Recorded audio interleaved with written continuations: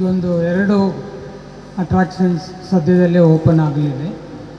So ಒಂದು glow garden ಅಂತ, ಹಾಗೆ ಮೆಟ್ರೋ ಅಂತ, ಈ ಎರಡೂ ಸಿನಿಮಾ ಶೂಟಿಂಗ್ಗೆ ಉಪಯೋಗಿಸ್ಕೊಳ್ಳುವಂಥ ಒಂದು ಅತ್ಯುತ್ತಮ ಒಂದು ವ್ಯವಸ್ಥೆ.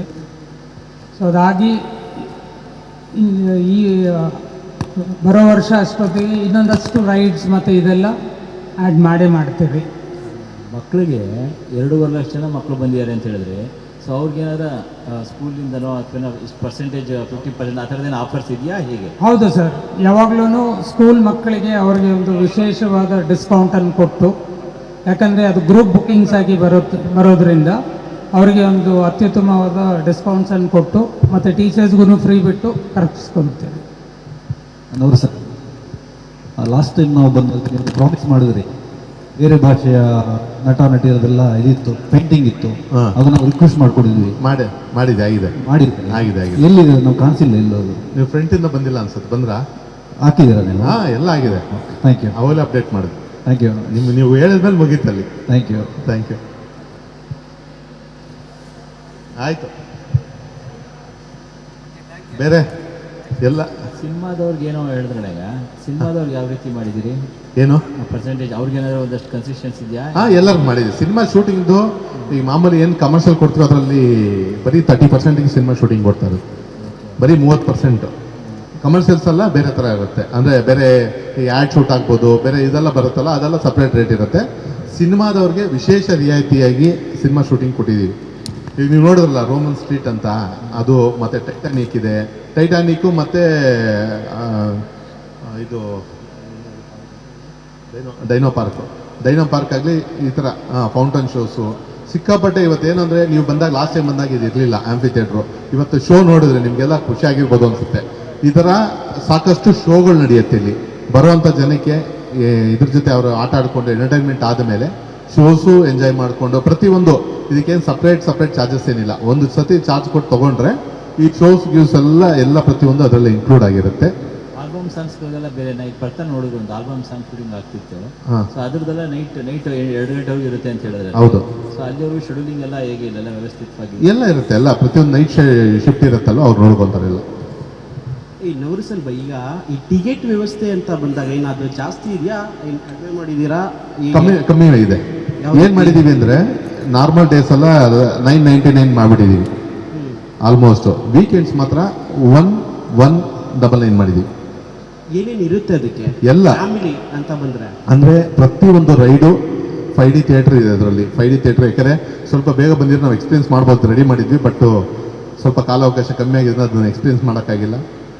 ನೆಕ್ಸ್ಟ್ ಟೈಮ್ ಒಂದು ಅಣ್ಣನಿಗೆ ಇನ್ನೊಂದ್ಸತಿ ಒಂದು ಹಾಫ್ ಡೇ ವ್ಯವಸ್ಥೆ ಮಾಡಿಸ್ತೀನಿ, ಒಂದು 2 ಗಂಟೆ ಬರೋ ಥರ ವ್ಯವಸ್ಥೆ ಮಾಡಿಸ್ತೀನಿ. ಎಲ್ಲ ರೈಡೆಲ್ಲ ಮುಗಿಸ್ಕೊಂಡು ಸಾಯಂಕಾಲ ಒಂದು ಊಟಕ್ಕೆ ಸೇರೋಣ, ಅದಕ್ಕೆ ವ್ಯವಸ್ಥೆ ಮಾಡೋಣ. ತುಂಬ ಚೆನ್ನಾಗಿರುತ್ತೆ, ಎಲ್ಲದೂ ಇದೆ. ಎಲ್ಲ ರೈಡ್ಸ್ ಗೈಡ್ಸು ಉಳ್ಕೊಳ್ಳೋಕ್ಕೂ ಒಂಚೂರು ವ್ಯವಸ್ಥೆ ಮಾಡೋಣ. ಅಷ್ಟು ರೂಮ್ಸ್ ಎಲ್ಲ ರೆಡಿ ಆಗುತ್ತೆ. ಆಮೇಲೆ ಥೀಮ್ ಪಾರ್ಕಲ್ಲಿ ಏನಾಗುತ್ತೆ ಅಂದರೆ ಎಲ್ಲರೂ ಇವಾಗ ಎಕ್ಸಾಂಪಲ್ಲು ಬೆಳಗ್ಗೆ ಸಾಯಂಕಾಲವರೆಗೂ ಇರುತ್ತೆ. ಬಟ್ ನಮ್ಮ ಸಾಯಂಕಾಲ 4 ಗಂಟೆಗೆ ಹೊಸ ಎಂಟ್ರಿ ಇಟ್ಟಿದ್ದೀವಿ, 4 to 9. 4 ಗಂಟೆಗೂ ಎಂಟ್ರಿ ಆಗ್ಬೋದು, ಅದು ಕಮ್ಮಿ ರೇಟು. ಅವ್ರು ಬಂದು ಈಗ ಎಕ್ಸಾಂಪಲ್ ಯಾರೋ ಈವ್ನಿಂಗ್ ಬರಬೇಕು ಅಂತಾರೆ, ಈವ್ನಿಂಗು ಬಂದು ಪಾರ್ಕೆಲ್ಲ ಏನೇನು ಇದು ಮಾಡಿಕೊಂಡು ಒಂದು ಬಫೆ ಲಂಚ್ ಮಾಡಿಕೊಂಡು ಆರಾಮಾಗಿ ಹೋಗ್ಬೋದು. ಡಿನ್ನರ್. ನವರಸಂ ಸರ್. ಹಾಂ ಸರ್. ಈ ಮೊದಲು ಅಂದರೆ ಇನೋವೇಟಿವ್ ಫಿಲ್ಮ್ ಸಿಟಿ ಅಂತಿದ್ದಾಗ ಹಾಂ ಸರ್, ಅದ್ರ ಹೆಸರಿನಲ್ಲಿ ಅವಾರ್ಡ್ ಫಂಕ್ಷನ್ ಮಾಡ್ತಾ ಇದ್ರು. ಹೌದು ಸರ್.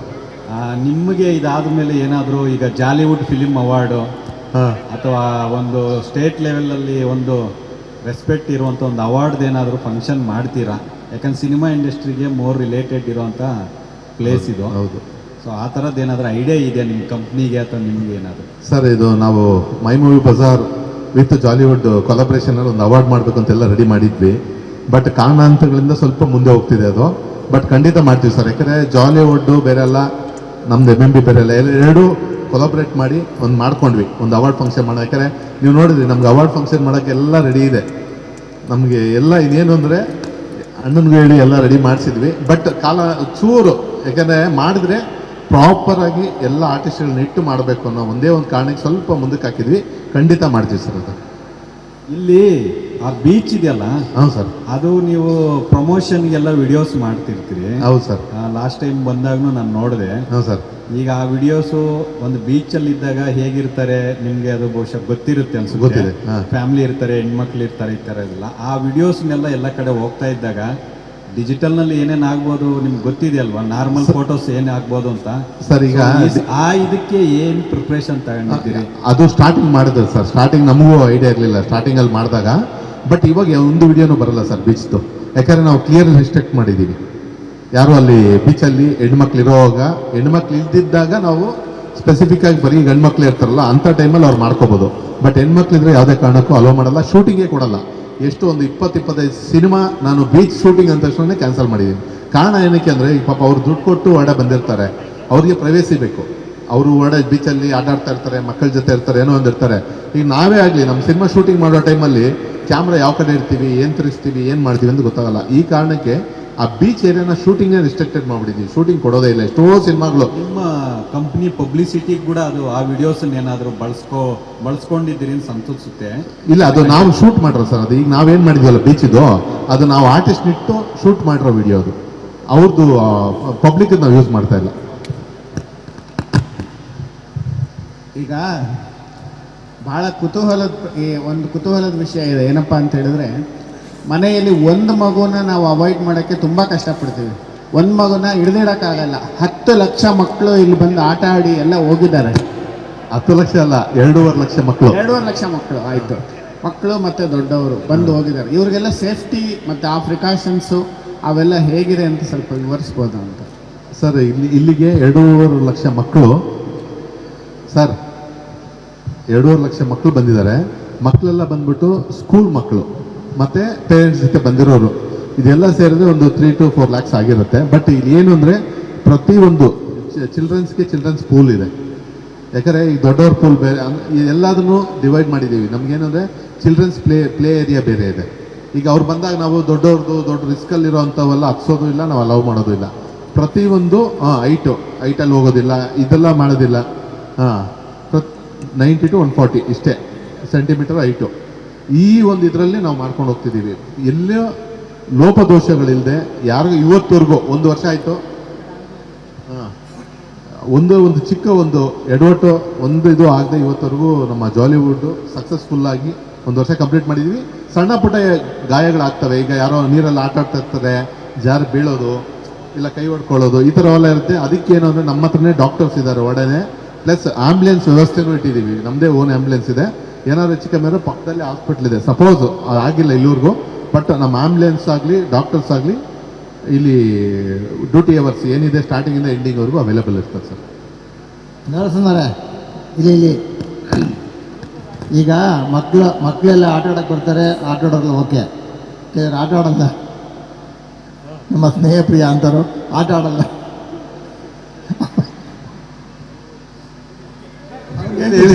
ಅವ್ರಿಗೆ ಏನು ಫೆಸಿಲಿಟಿ ಇದೆ ಅಂತ ಇವತ್ತು ಆಯ್ತಲ್ಲ ಎದ್ಬಿಟ್ಟು ಅದಕ್ಕೆ ಆಟ ಆಡೋ ನೋಡ್ತಾ ಕೂತ್ಕೊಳ್ಳಿ ನಾಗರಾಜನ. ಗಳಿಗೂ ಅವ್ರವ್ರಿಗೆ ಏನೇನು ಅನುಕೂಲ ಬೇಕು. ಈಗ ಎಲ್ಲ ಧರ್ಮದವರು ಇಲ್ಲಿ ಬರ್ತಾರೆ, ಅವ್ರವ್ರಿಗೆ ಅವ ವ್ಯವಸ್ಥೆ ಇದೆ.